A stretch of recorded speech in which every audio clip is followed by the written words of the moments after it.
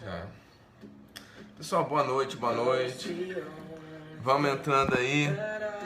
Amigo meu Yuri já na área. Fala, parceiro, tudo bom? Pessoal, muita coisa pra gente falar, né? Lei nova bombando aí, seguindo inclusive jurisprudência do STF desse ano, né? Então a gente vai estar comentando aí. Boa noite, Sandra, boa noite. Fala, Adriano. Tranquilo, parceiro? Delta na área, grande, tamo junto.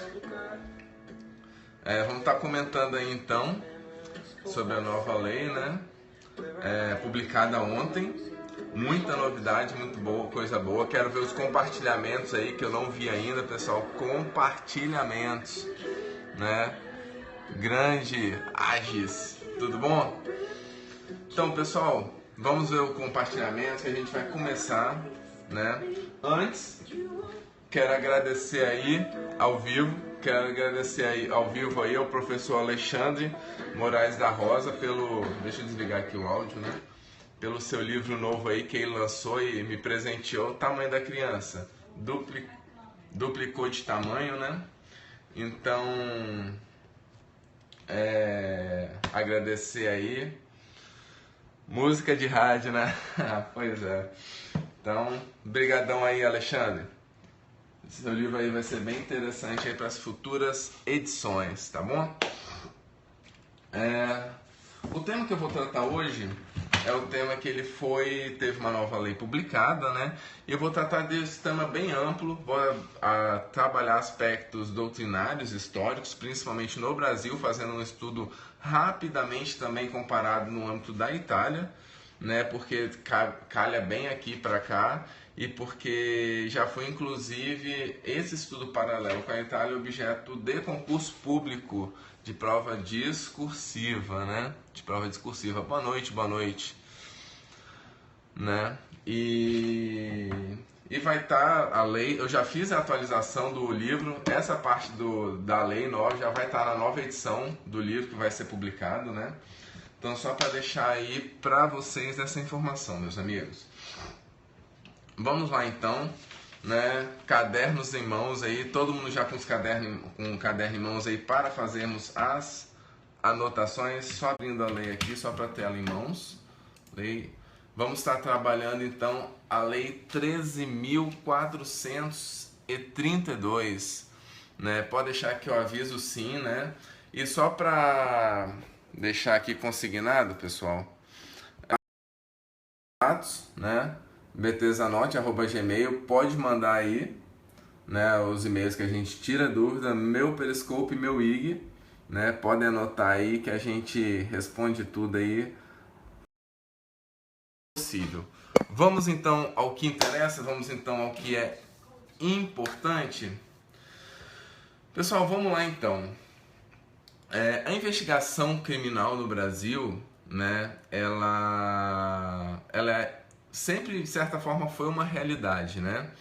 E ela traz muitos elementos que já existem em outros países. A investigação criminal, pelo particular, é uma realidade em muitos países. Estados Unidos, Europa, né? Itália, inclusive, que é a situação que eu quero fazer a comparação, que ela é bem interessante. A Itália, até o ano 2000, né? O 2000 foi quando foi publicada a lei mudando a estruturação do funcionamento da investigação particular na Itália. Até o ano 2000, toda investigação produzida pelo particular, né, ela deveria passar por órgãos oficiais, né? É o que a doutrina chama de, anotem aí que foi esse tema que caiu no concurso público, teoria da canalização. Toda a investigação feita até no ano 2000, né, ela deve passar por órgãos oficiais, ela era canalizada por órgãos oficiais. Isso sofreu alteração somente no ano de 2000 na Itália, com a publicação da nova lei. E foi uma lei que regulamentou pela primeira vez a possibilidade de contratação de investigadores particulares, né? Situação correlata ao que aconteceu agora no Brasil na data de ontem. E aí então abriu em 2000 um amplo leque de possibilidades de investigação particular, né? E isso, de certa forma, influencia essa nossa nova lei, porque tem vários elementos similares, né? Mas vamos lá. Vamos então agora trazer para o âmbito do Brasil, né? Como que funciona no Brasil, como que sempre funcionou no Brasil. A legislação no Brasil ela era praticamente omissa sobre isso. Tínhamos inclusive posição doutrinária sustentando que detetives particulares, quando fizessem investigação criminal, incidiriam no crime de usurpação de função pública, né? Entendimento doutrinário esse que veio por terra com a nova lei. Não há mais que falar em usurpação de função pública, por ocasião, portanto, desse mistério, né? De detetive particular. E estou abrindo aqui a lei só para deixar lá na mão. Então eu falei que a legislação é praticamente omissa. Praticamente omissa por quê? Basicamente, a investigação particular no Brasil, até o fim de semana, ela era regulamentada por dois dispositivos legais, né? Quais eram os dispositivos legais que regulamentavam o tema no Brasil até então? Anotem aí. Artigo 14 do Código de Processo Penal, que trabalhava a possibilidade de requerer diligências pelo particular. E no âmbito desse poder de requerer, não requisitar, requerer diligência pelo particular ao delegado de polícia, o STJ fixou um importante precedente. Anotem aí, o HC 69405, HC 69405. Nesse HC, o STJ fixou o entendimento que o delegado de polícia não tem o poder discricionário de negar os pedidos, né, de quando eles forem necessárias as diligências. Ele tem que fundamentar e mostrar que as diligências não são cabíveis, mas ele simplesmente não pode negar a fazer as diligências requeridas pelas partes, né? Então, o STJ veio dando essa leitura, portanto, ao artigo 14 do Código de Processo Penal. O outro artigo sobre o tema, anotem aí, é o artigo 242 do Código de Processo Penal. Artigo 242 do Código de Processo Penal, que ele autoriza, né, a iniciativa pelo advogado de pedir uma busca e apreensão, mas somente do pedido, porque o seu cumprimento será para todos os fins feita pela polícia judiciária, né? Então esses eram os principais pontos aí sobre o tema no âmbito da legislação. Só que eu tenho que fazer uma ressalva com vocês, uma ressalva importante. Por quê? Apesar desses dois dispositivos legais, o Supremo Tribunal Federal já tinha julgado no sentido de admitir, né, essa investigação particular, por exemplo, na hipótese das gravações telefônicas feitas diretamente pelo particular sem participação da polícia, né? Anotem o julgado do STF, que é o HC 74678, HC 74678, que ele não só admitiu, mas também como foi utilizada essa gravação no inquérito policial, na ação penal, né? Então, temos aí o precedente do STF também no que diz respeito a esse ponto, tá bom, meus amigos? Seguindo então, chegamos por fim à atual lei, a Lei 13.432/2017. Lei 13.432/2017. E o artigo 2º, ele coloca, abre aspas, eu faço questão de ler para os senhores, o artigo 2º da lei. Considera-se detetive particular o profissional que, habitualmente, por conta própria ou na forma de sociedade civil ou empresarial, planeja e execute coleta de dados e informações de natureza não criminal. Repito, de natureza não criminal. com conhecimento técnico, utilizando recursos e meios técnicos permitidos, né? Ele não pode, então, planejar e executar, né, de natureza não criminal. Não obstante, o artigo 5º da mesma lei, ele autoriza o detetive particular em colaborar. O verbo é colaborar com a investigação policial em curso. Repare bem.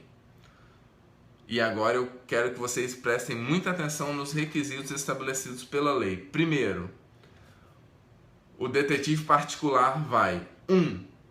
Colaborar com a investigação. 2. Com investigação policial em curso.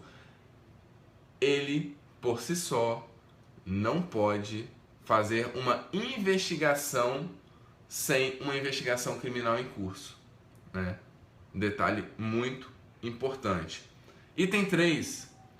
Desde que expressamente autorizado pelo contratante. Tem que ter um contrato previamente estabelecido autorizando a investigação criminal, né? Então nós temos aí 3 requisitos essenciais para a legalidade, legitimidade da investigação feita pelo particular.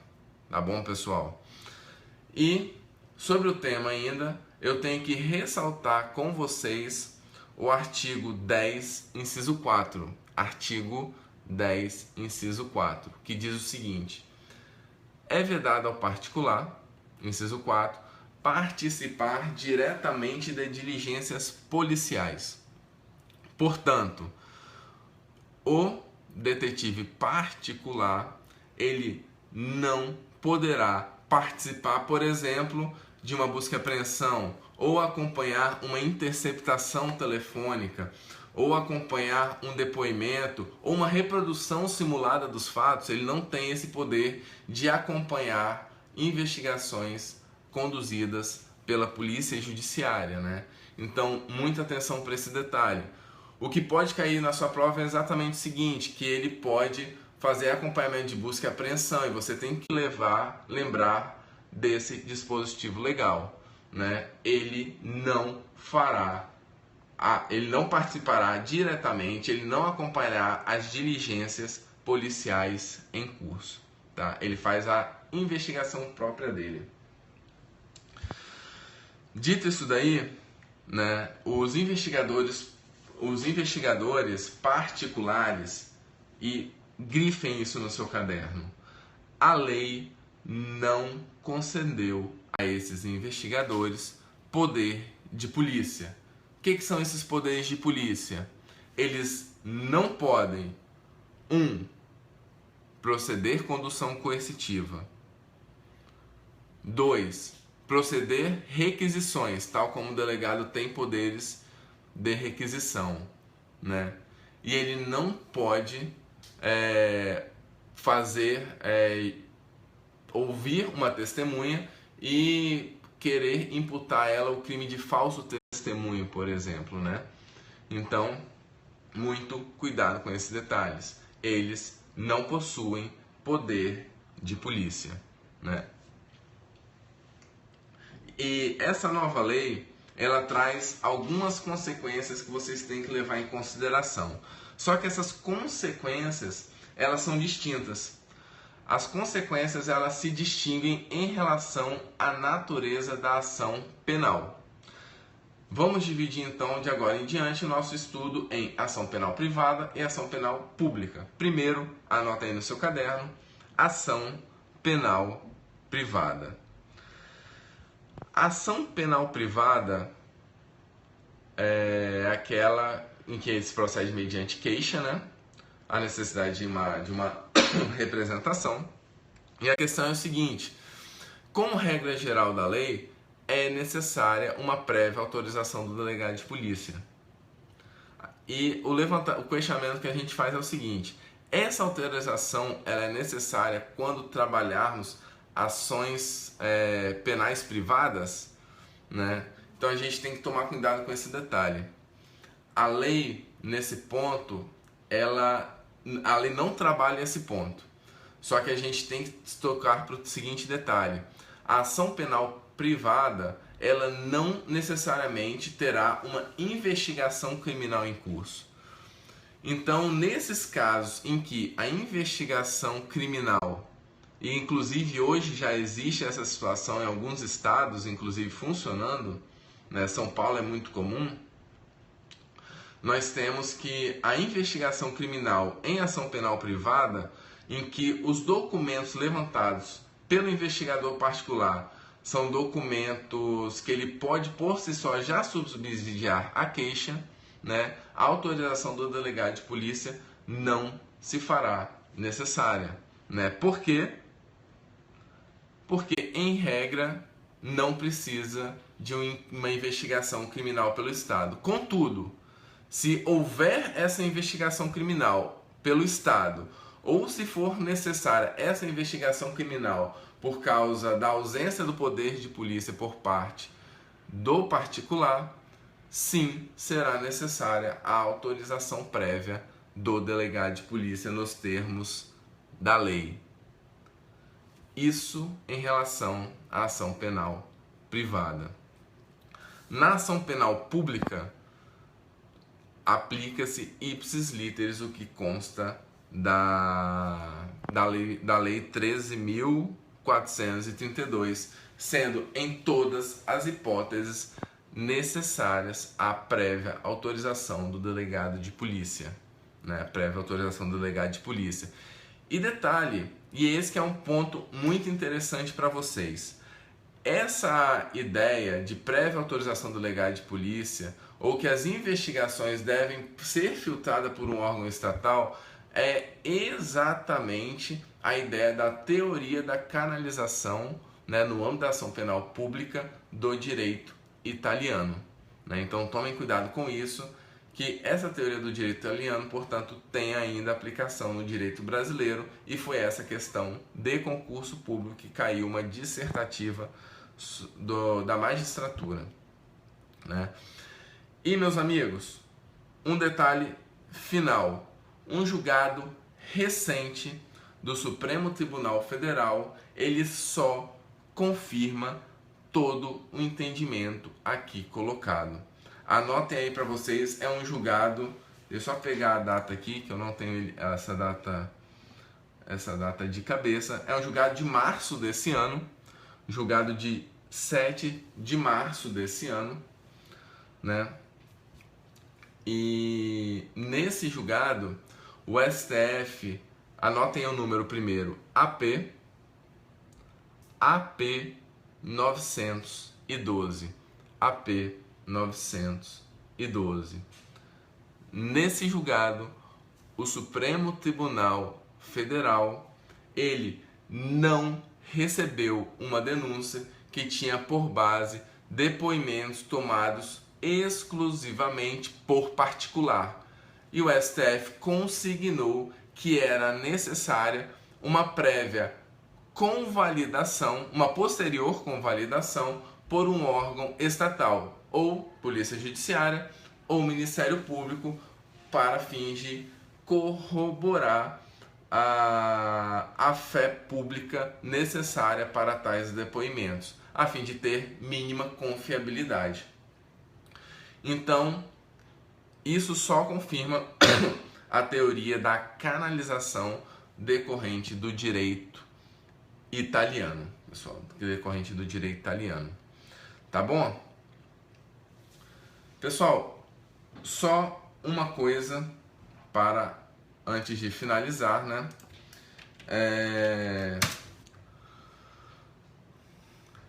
A pergunta da colega, só então reiterando o que eu falei: ação penal privada nunca precisa passar por órgão oficial? Se você não tem necessidade de tomar depoimentos, que o STF falou que esse, e eu acredito que esse entendimento do STF também se aplica para ação penal privada, né?